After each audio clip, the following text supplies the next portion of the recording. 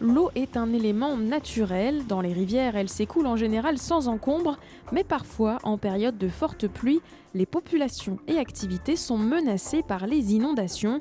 Des phénomènes que l'on ne peut pas complètement éviter, mais auxquels on peut se préparer.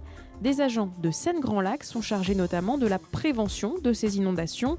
Avec l'étude des cours d'eau, leurs caractéristiques et leur histoire, ils accompagnent les collectivités dans cette gestion de crise. S'y préparer, ça veut dire effectivement dans quelle mesure on va protéger les biens et les personnes, à la fois par des systèmes d'alerte ou des systèmes de prévention structurelle, comme c'est le cas des ouvrages. Sachant que le risque zéro n'existe pas et que de toute manière, on sera amené un jour ou l'autre à faire face à un événement majeur.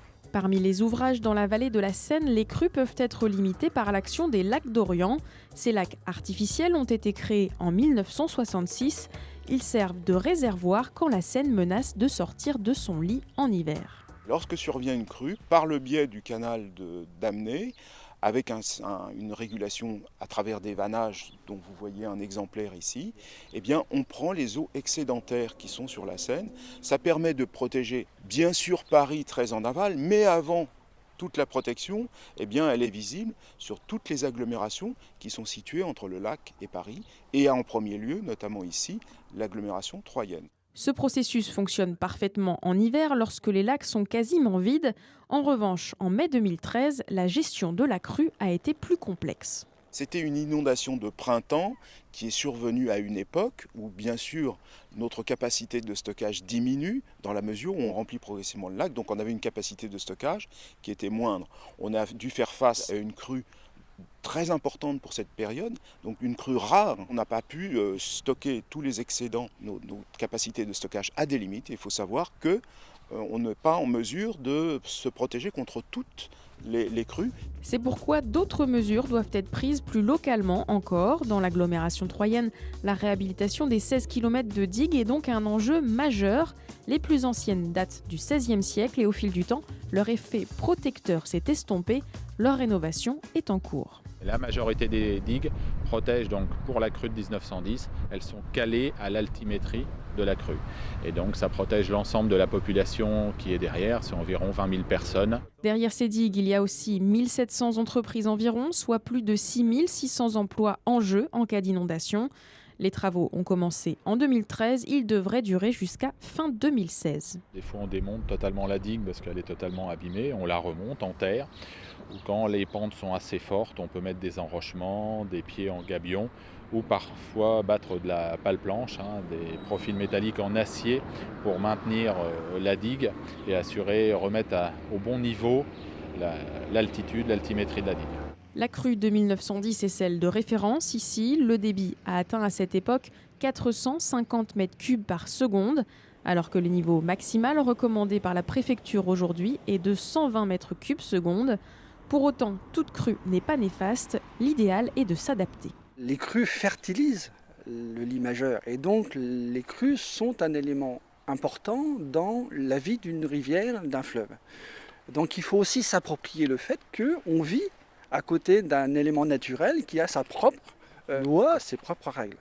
La difficulté pour nous, c'est effectivement comment laisser la rivière vivre sa vie tout en protégeant les populations. Les actions de prévention doivent donc englober respect de la nature et protection. Dans le cas des travaux des digues de l'agglomération troyenne, ce double enjeu coïncide parfois. Il est vrai qu'à certains moments, en fait, on réélargit le lit de la rivière, on redonne en fait de la capacité à la rivière, ce qu'on a un peu oublié pendant un certain nombre d'années. L'urbanisation a empiété en fait sur le lit de la rivière parce qu'on pensait à tort que des grosses crues ne pourraient plus arriver. Et en fait aujourd'hui on redonne en fait au milieu naturel une zone d'expansion un peu plus importante en fait pour favoriser l'écoulement.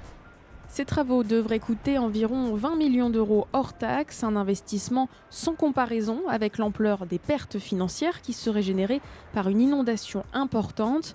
Mais au-delà des ouvrages physiques, l'autre volet de la prévention est la sensibilisation des populations et collectivités. En effet, prendre ce risque en compte permet de mieux appréhender et passer au travers d'un tel événement. C'est un enjeu de société qui nécessite de s'y préparer. Il faut en fait que les parties prenantes soient pleinement acteurs les associer, les consulter, demander leur avis, leur demander dans quelle mesure les choses sont conformes à leurs attentes, à leurs besoins, et de faire en sorte que, dans notre jargon, on appelle le terme de résilience, c'est-à-dire qu'on ait un retour à la normale le plus rapidement possible, sachant que l'événement, lui, de toute manière, il se produira. Chaque hiver, lors de crues plus restreintes, les lacs d'Orient limitent les risques d'inondation en accueillant le surplus d'eau. L'été, ils assurent aussi la restitution de l'eau dans la rivière en cas de débit trop faible ou de sécheresse.